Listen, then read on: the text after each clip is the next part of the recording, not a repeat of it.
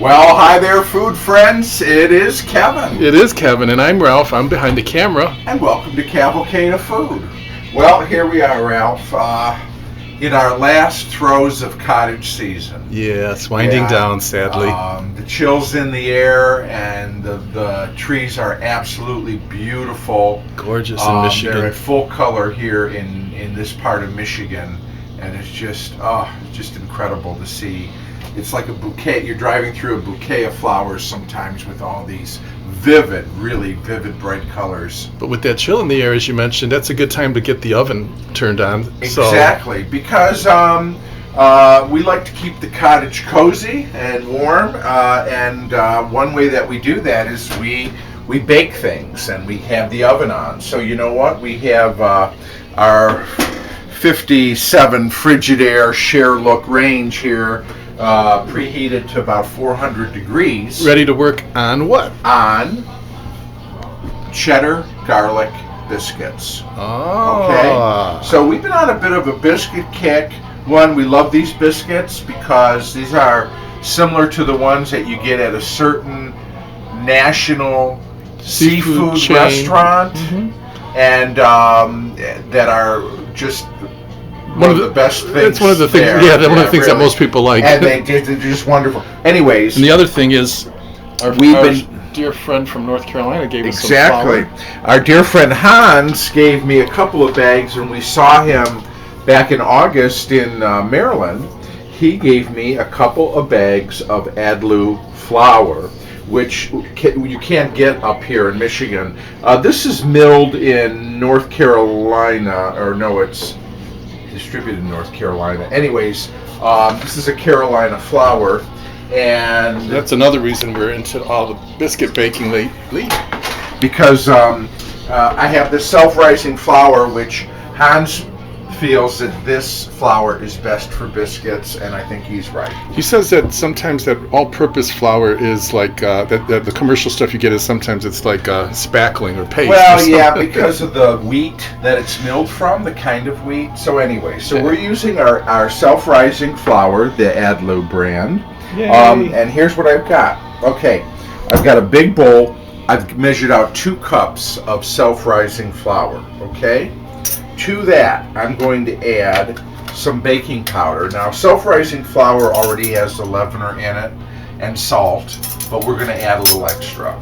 So we're going to add another teaspoon of baking powder. Your mom used to do that too, you said, to ensure that you never know how long stuff's been sitting around. You don't add too much, but you can always put just a touch more in as insurance to make sure that it rises. Okay. To this, I'm going to add a scant half teaspoon of pepper. Okay. Ooh, give it a little kick. Yeah. But not so much you notice, just enough to notice a touch. Okay. And I'm going to give also a scant half teaspoon of salt. Again, there's already salt in the self-rising flour. Oh, really? Yes.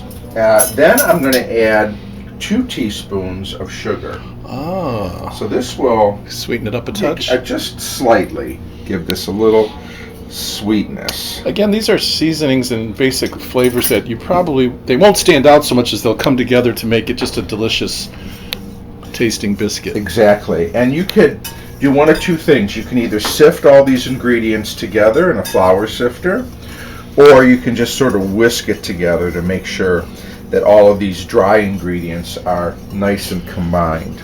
Properly integrated. Mm-hmm. Okay. So, now the next thing we're going to do is we're going to add, our butter. I've got 1/3 cup of butter here. Is it softened? It's actually cold. Okay. Okay. But it's in this jar. This is, I buy this butter at the Amish store, the Amish butter, and it comes rolled, like in a big roll, not in sticks. Right. So you kind of have to measure it out. But while I'm thinking about it, let's just hold that right there. I've got 1 clove of garlic, minced. Very finely minced. I'm going to add it to a melted, about 3/4 of a stick of melted butter. Okay, and we're gonna. That's the garlic for our garlic cheddar. So that doesn't go in the actual biscuit, does it? No, it'll be brushed on the top. Ooh, okay. Okay, so put that on there. We'll let that. All right, now we'll get back to our 1/3 of a cup of butter here for our. You could use any kind of shortening. Obviously, you could use, just Crisco. You could use a vegetable shortening here. You could use lard, but we like these to be buttery. So is this salted butter or unsalted? This actually does, I believe, have a little salt in it. Not super salted. Okay, so now that we have our butter, we're going to cut in, right? And this is just like what we do, Ralph, when we make our pie crust. Pie crust. And or when you're dancing and you cut in. May I cut in? So what we want to do is we want to get, without making a total mess, but that's, hey, it wouldn't be me in the kitchen if we didn't have a little bit of a mess. And I tribute to Julia Child. So we're going to cut this in until it resembles sort of a course meal. So is that why it's good that the butter is kind of cold? Oh, exactly. okay. If the butter is soft, see, it just mushes. I'll tell you that when we come back, I'm going to add milk and cheese to this mixture. Ooh. And what I've got here is I have a cup of milk. Whole milk? Whole milk. Now you can use either buttermilk, which is creamy and rich, or you can use a substitute for buttermilk, which is what I'm doing, which is called a sour milk. So basically, I measured a cup of milk, and I added 1 tablespoon of white vinegar. And you let it stand for about 5 minutes. That's it? You don't have to add lemon or anything else? else? No, you could use lemon juice instead. I didn't have it, so I used white vinegar. And what it does is it essentially sours the milk, much like buttermilk. Oh, okay. Gives it that same, okay? All right. So I'm almost done with this. We'll come back and we'll get the rest of the stuff mixed in. Sounds good. So I've got the flour, butter. Combined. Okay. I'm going to make a little well here in the center. So here's what I've got. I've got a cup of sharp cheese, cheddar. And I bought it, already grated up. But here's what I like to do. I like to run a knife. Sharp knife through and make it even more fine. Yeah, just to make the pieces smaller a little bit. I think it melts nicer in these biscuits this way. Yeah. So we're just going to chop this up. Did you see Everly Brothers? Yeah, I was thinking we'd have some music from some fellas that know a thing or two about good biscuit eating. I'm sure they do.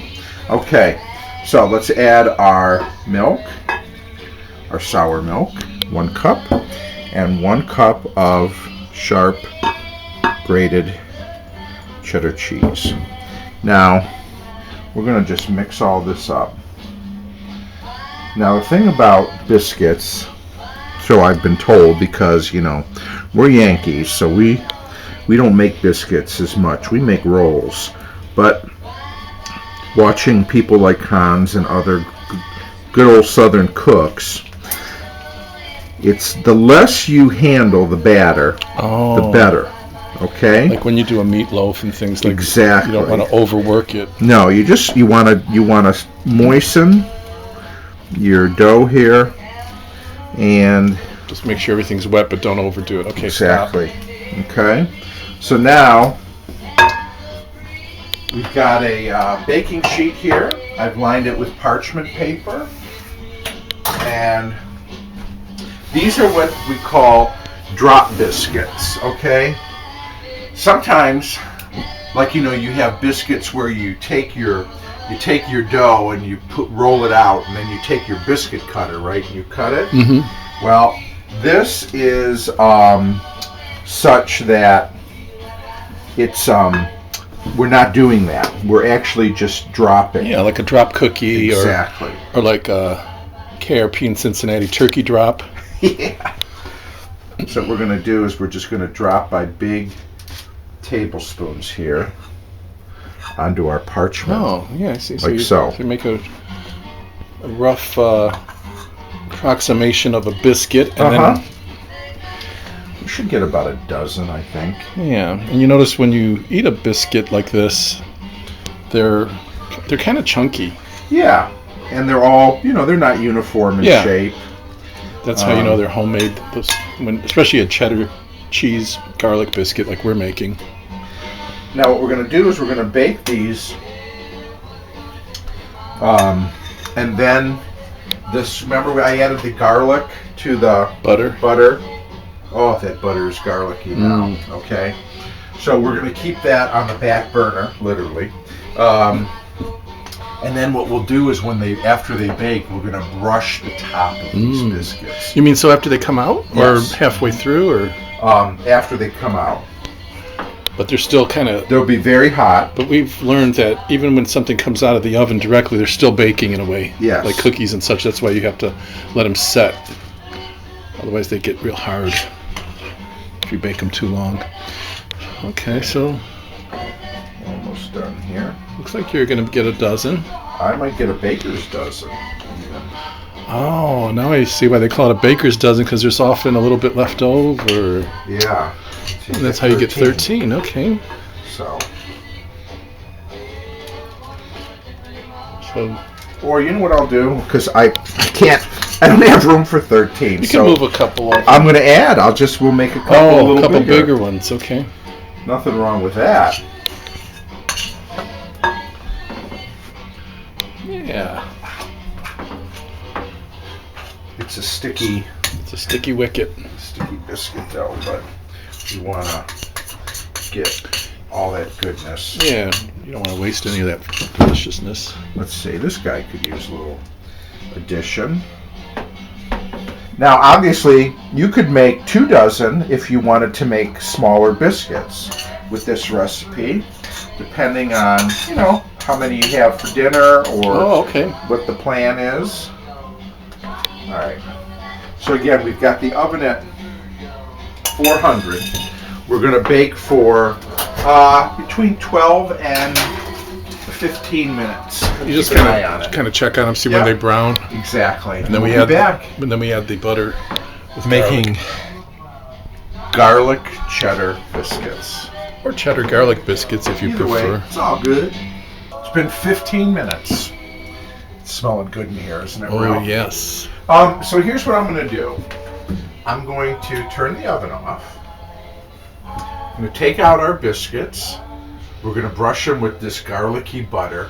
And then I'm going to just put them back in the oven for maybe a minute. Just into the warm oven. Exactly, just so that... it kind of bakes in. Yeah, the butter gets a chance to really kind of set inside the biscuit as we brush. But here, look at them. Look at this here. Wow. Cheesy goodness. Those look nice. Okay. You can see, they're nice and brown around the the bottom edge. Oh, this looks like a scone. Kind of does. Okay. So I've got my really garlicky butter here. And we're going to just dab it on. Dab it on. So, now, I think at the restaurant, what they do is they do this sort of butter treatment here. I don't think they use actual garlic. I think they use maybe garlic powder or garlic salt in with the butter. Okay. You could do that if you didn't have fresh garlic, I guess. It'd still give you, you want to make this melted butter nice and garlicky. What if you put the garlic salt right in the flour instead of regular salt? Yeah, you know what? You could do that too. That's an idea, Ralph. Absolutely. So we're just going to brush. This also kind of helps keep those biscuits moist. Yeah. Right, with the butter. The liquid kind of going in here. I think that's a good idea because they didn't look as brown when you had them in the oven, but as they come out, you can definitely see they've gotten browned on, you can see the edges. On the edges, and sort of at the little peaks on the top. We don't want anything dry. We want it moist and delicious. You don't want them dry, and it's very... Biscuits are one of those things, you can get them dried out fairly easily. Okay. And you can see that the butter that I put on has soaked itself in. So what's nice is when you bring these out to the table, You don't need to have butter on the table. These babies they're are already going to be buttered. so buttery, you won't believe it.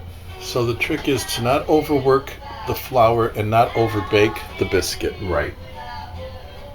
Okay. Very good. The oven's off. Again, like I said, I'm just going to put them in for another minute. We'll come back and check them out.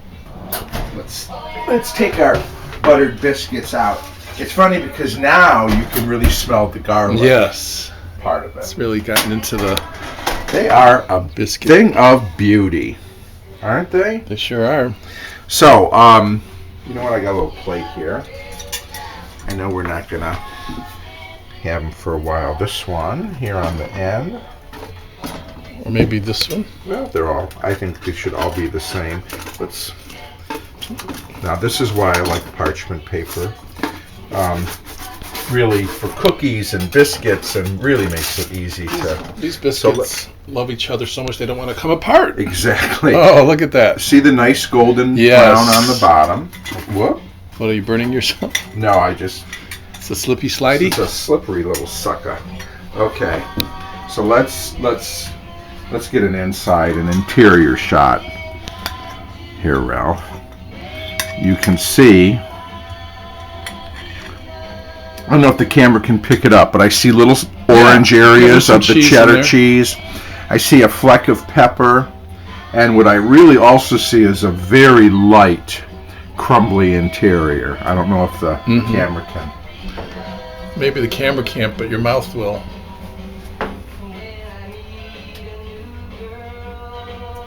I think your face says it all. I could eat 10 of them. My gosh, are they good. All right. You want to try? Sure. Give the camera some. Am I lying? No, I'm getting that garlic flavor. Yeah. That cheese. But look how, the crusty, again, crispy. I think this is part to, we'll give Hans credit for that wonderful Adlu flour, but just look how light that is on the inside. Flaky, delicious, and steaming. Oh. Winner. Winner. Winner, chicken dinner. So here's the thing. If you start a meal with something like this, then you know what? You know the rest of it's going to be great. It's like starting with a home run. Exactly. So, you know what? They weren't hard to make. No. Just having the ingredients on hand. And now we eat the rest of that. Plop them on a parchment and bake them. Have some good mission flour. accomplished, by the way. I'm going to actually leave this door open because this kitchen is so warm and so cozy. It's a very crisp, sunny, but crisp fall day. It's only about 52 degrees out there. But boy, it's nice and warm in the old cottage kitchen. So one question, so if people don't have the kind of flour you had that you use, could they use all-purpose? You could use all-purpose, but you would have to add more leavener, more baking soda, baking powder, and salt. Okay. So my advice would be use a self-rising flour if you have it. If you can, okay. Any brand that you like, okay? If there's a brand of flour that you like, of self-rising variety, use that because that really works really best, I think, for these. So you know what? We had a great time. Thank you for being with us as we made these wonderful cheddar garlic biscuits. Or was it garlic cheddar? I don't remember. But cheddar, anyway, you cheese say garlic it, biscuit. Cheese, there you go. You know what? Anyway you say it, they're great. Thanks for being a part of this one. And you know what? We'll see you next time right here on Cavalcade of Food. Bye, everybody.